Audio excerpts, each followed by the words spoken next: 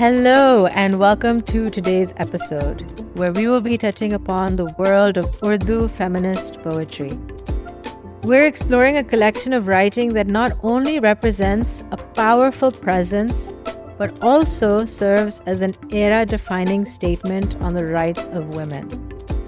This poetry collection, We Sinful Women, translated and edited by Rukhsana Ahmed, is something truly special.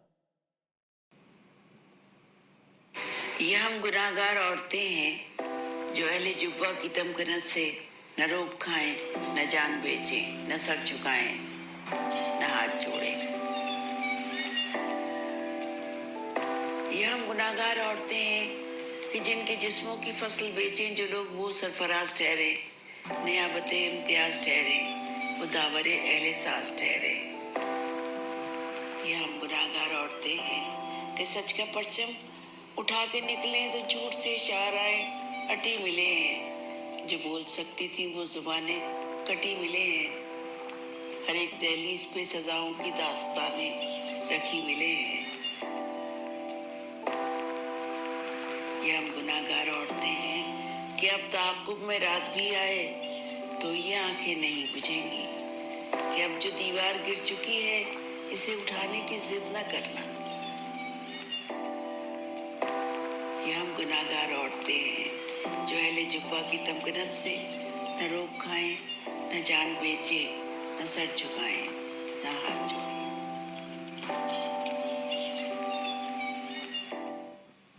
That's right. Today we're taking a closer look at the remarkable evolution of Urdu as a literary language and the pivotal role women poets played in shaping its identity. Despite its current status, Urdu is a relatively new entrant in the broader realm of world literature. It originated as an elite dialect. It was an elite dialect, right? Persian, like Persianized, that eventually supplanted Persian in royal courts, where male poets predominantly held sway, like Mirza Ghalib coming into Bahadur Shah Zafar's Rumi. courts. Rumi? Rumi. Yeah, right. Yeah, right. In Mughal court culture, Urdu was primarily crafted to entertain and flatter kings and noblemen, reflecting an atmosphere of luxury, power, and status. Fast forward to the 20th century, however, and we see women poets reclaiming Urdu, shifting it from a language of privilege to a resonant voice of the people. And this shift was revolutionary. Women like Kishwar Naheed, Fahmida Riaz, Faiz Ahmed Faiz, and Habib Jalib. What's the Faiz and Habib Jalib are women? Yeah, we're just talking about people who changed. I know, but you said poetry, right? women like. Did I say woman? All right, it's okay.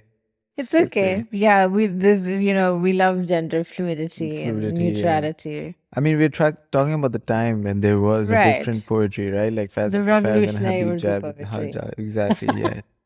Habib Jalib. Yeah. So they man. changed the very norms of society and the traditional structure of poetry. They used their voices to fight against the repressive political and social climates of their time. I just have to say that was very armpit intellectual of you. Right. Yeah. From the pits of knowledge. Exactly. And yeah, in fact, much of the poetry that we'll discuss today was written as a response to the oppressive regime of General Zia-ul-Haq. These poets were not just making art for art's sake, they were speaking out against censorship, political tyranny, and the repression of women's voices. One of the standout poems from this period is Censorship by Kishwar Naheed, which speaks volumes about the political realities of that time. Yeah. When I say before, even when they changed, the revolutionary thing it wasn't just like the poetry not only talking about, lover and the loved one. Although we'd see that, Fahmida Riaz was kind of provocative. So can I just drop a low-key flex? Yeah. I met Kishwar Naheed in 2023. That's cool. I know. That's I don't think Let's she get would into remember me. one of her poems, censorship. So let's get into one of the lines. Look at this.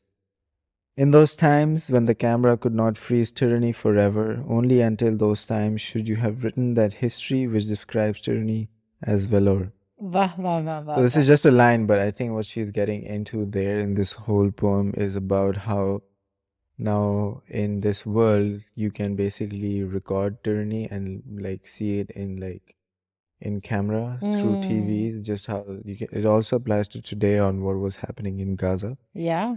I mean, it's the So most recorded genocide in history, right? yep, that's true. So like yeah, so you cannot hide tyranny. Right, exactly. And I mean, Naheed draws a stark comparison between the past when tyranny went unrecorded, as you said, right? And yeah, now today technology allows us to witness injustice in real time. But there is an insidious twist, which is that even though we see tyranny happening before our eyes, we've grown accustomed to it. We've become almost numb to it. Yeah, that's true. And the poem continues. The tree that stands in the river always remains wooden and cannot become a crocodile. This powerful metaphor speaks to how the truth remains unchanged no matter how much society tries to mask it. Just as a tree can turn into a crocodile, tyranny cannot be disguised as heroism. Heroism. Heroism, yes. And, Naheed is reminding us that even though we see the oppression, the system still tries to paint it in a different light. But there's a sense of resistance, a feeling that no matter how much they try to bury the truth, it will always rise to the surface. That's powerful. And that brings us to another powerful poem by Naheed, Anticlockwise, which explores the ways in which women have been caged by society, religion, and tradition. I love this poem, by the way. I studied this in an undergraduate South Asian Wow. literature class. Yeah, that was the Cool. first time I read this poem. Yeah. So I was talking about society, religion, and tradition, how it basically, revolts against it. And also there's like the imagery that she uses is also both haunting and powering. So let me just go over some of a few lines. Please. It goes like this. Even if my eyes become the soles of your feet, even so the fear will not leave you, that though I cannot see, I can feel bodies and sentences like a fragrance. So this is just a Uh-huh. small part of it, I guess. Yeah, But that's such a striking metaphor. I mean, Naheed speaks to the idea that even when women are silenced, they still resist in their own ways, and they may not be able to see or speak or walk, but they still feel and think. And that internal resistance is something that cannot be taken away, that cannot, be silenced. silence, yeah. I mean, there is a line that stands out to me, which reads like, even after you have tied the chains of domesticity, shame and modesty around my feet, even after you have paralyzed me, this fear will not leave you. That though I cannot walk, I can still think.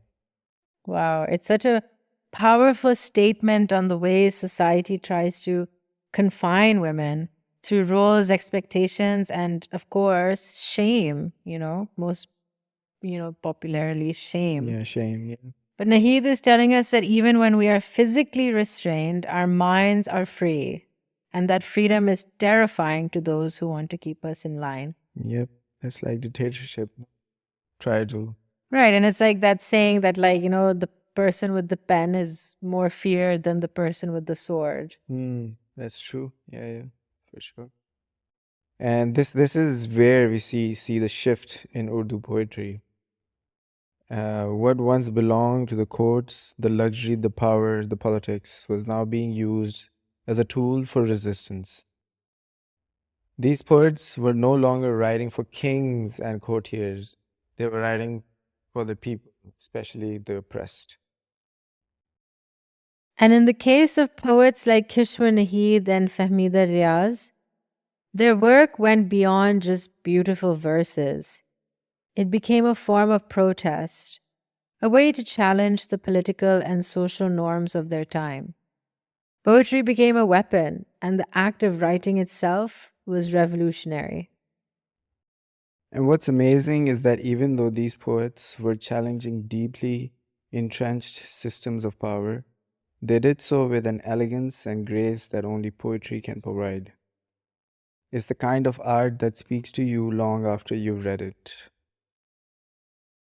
And that's the beauty of Urdu poetry in the feminist context.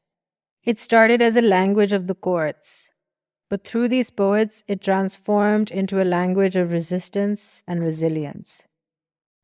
So, apart from Kishwar Naheed, we also wanted to discuss Fahmida Riaz today, who is another formidable figure.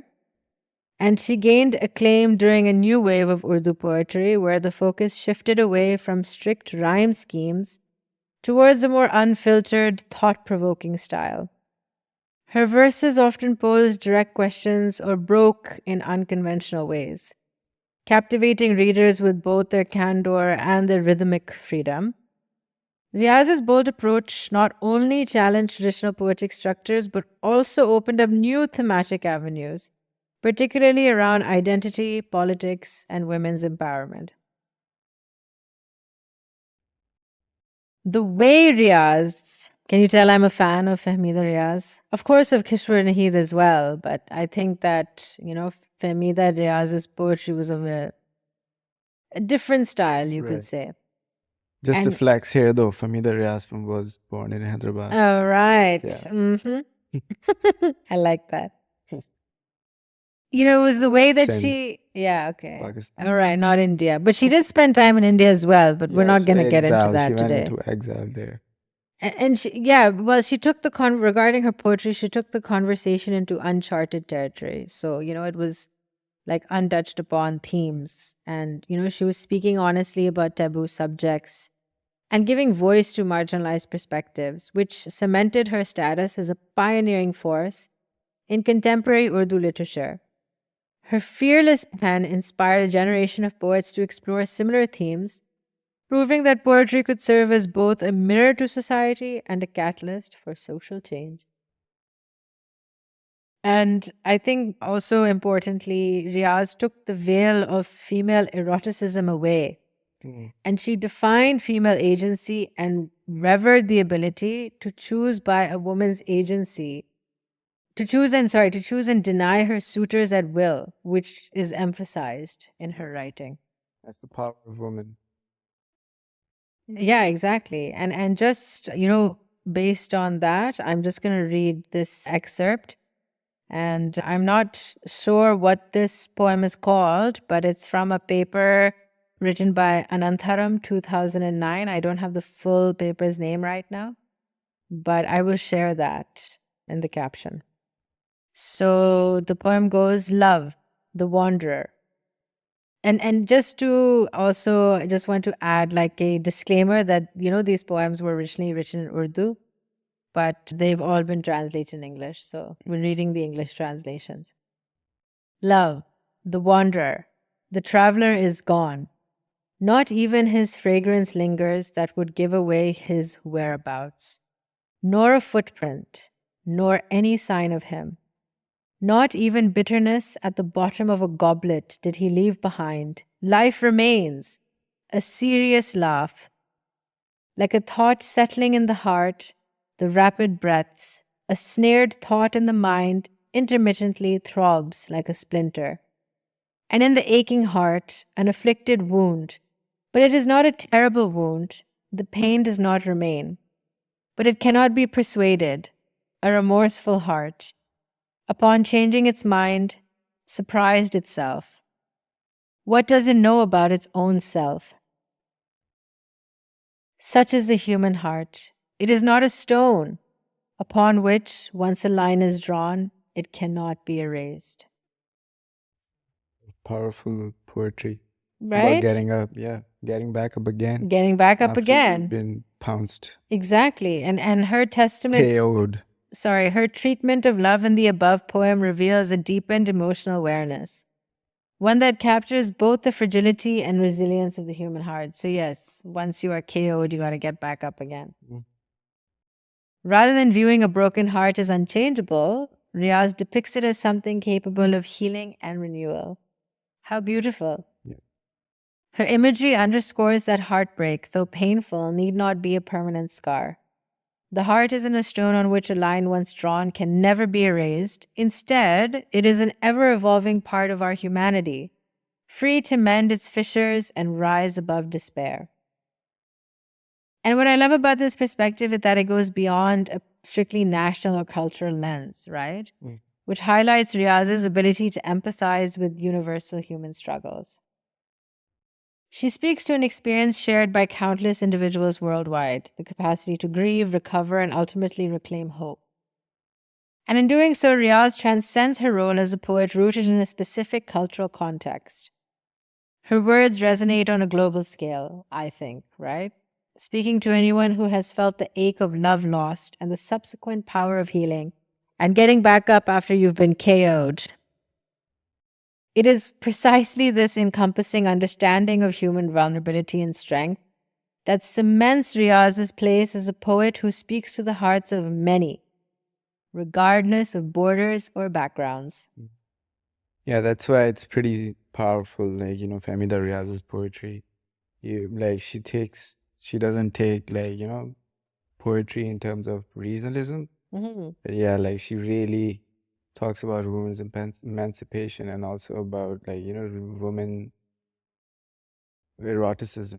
Very, very, you can say it was flagrant for Pakistani society, but of course, very forward in that society and very, as we mentioned before, very revolutionary in terms of they had changed how the poems stanzas were and how it kind of sounded or how different lines were put together. Well, yeah, I mean, it evolved from how, male Urdu poets were using poetry, because an example of that was a lot of male Urdu poets, especially you could say like 19th century poets, where, they were speaking of women in a very objectifying way. So they would say, your face like the moon, your white face like the moon, your rosy cheeks, like, is tarah ki cheezein. And I think that when, Urdu feminist poetry, right? Yeah.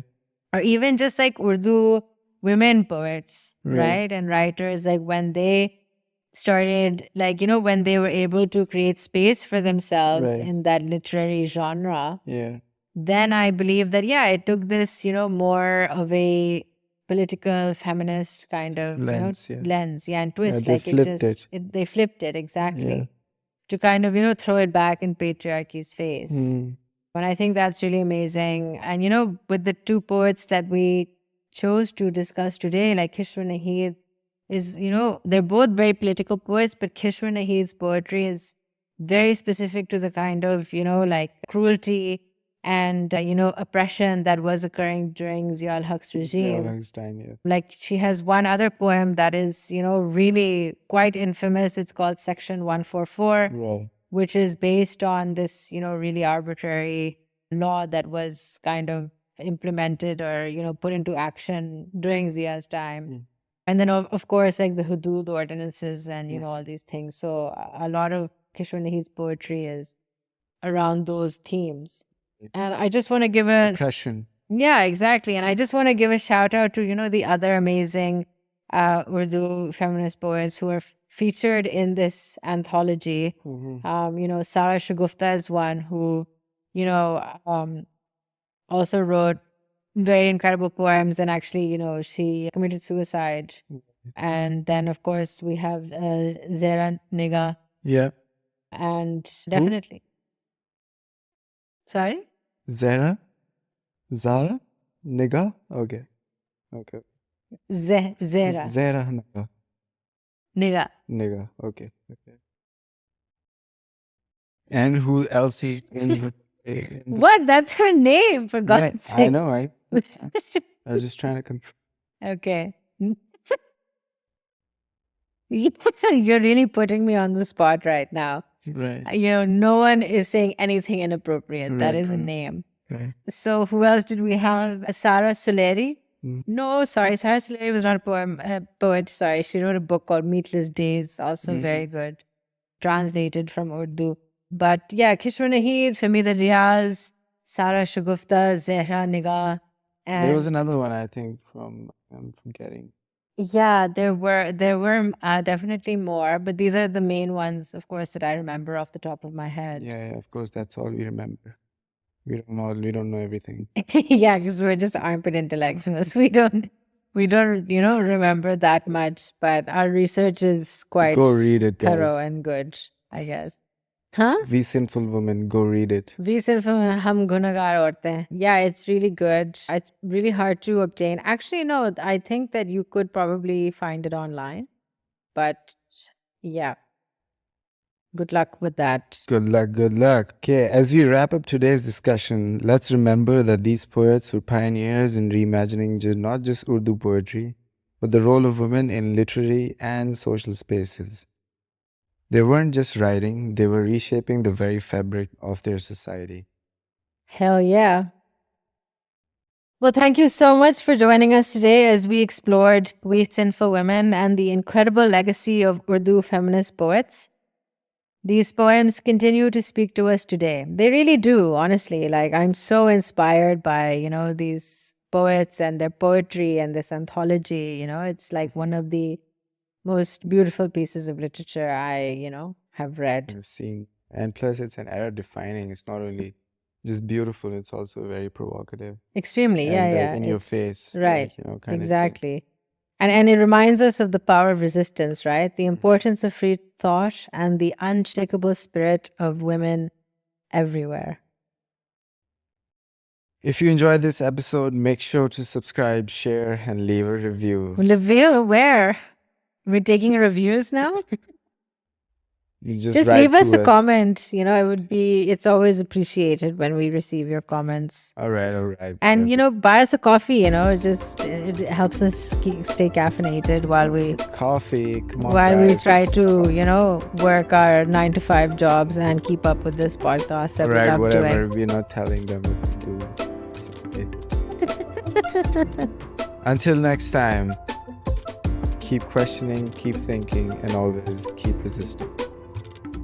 Peace.